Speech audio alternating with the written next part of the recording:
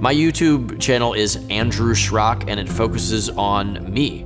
It heavily focuses on skateboarding, but everything in my life that I think is entertaining is there on the channel.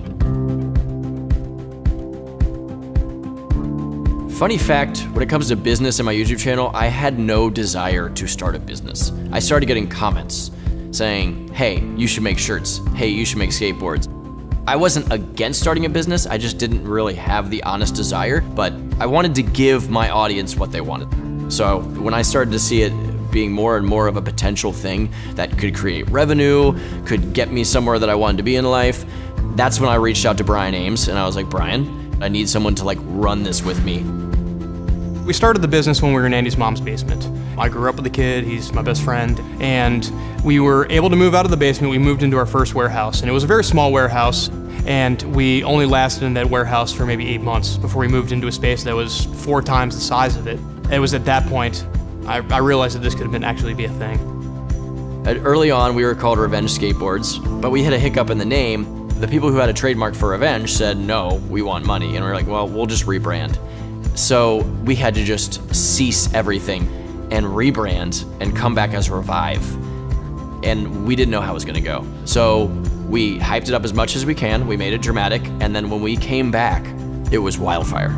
I think that when we did make that transition from Revenge to Revive, it felt way more real because I had full emotional investment in it at that point where I was there for the birth of a brand new company.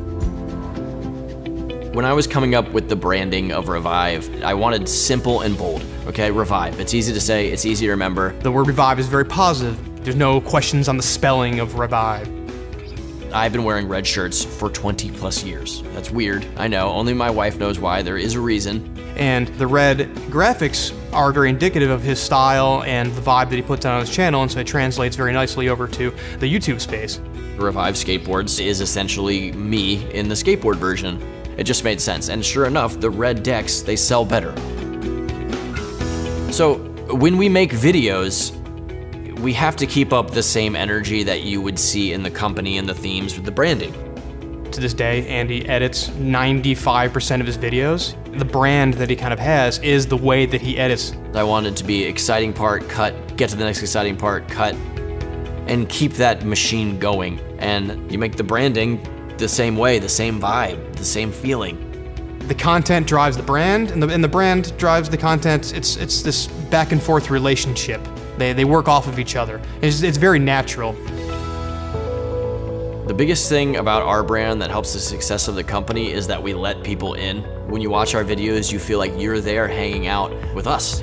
And in response is gonna, of course, make them want to support the brand.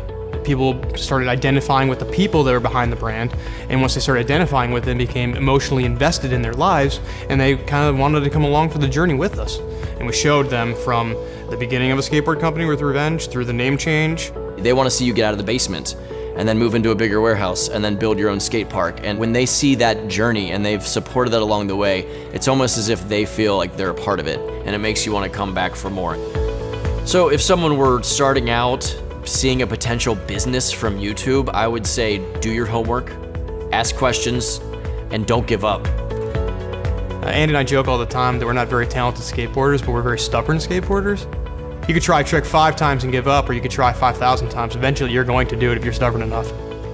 You have to keep fighting for your business, for your brand, for you.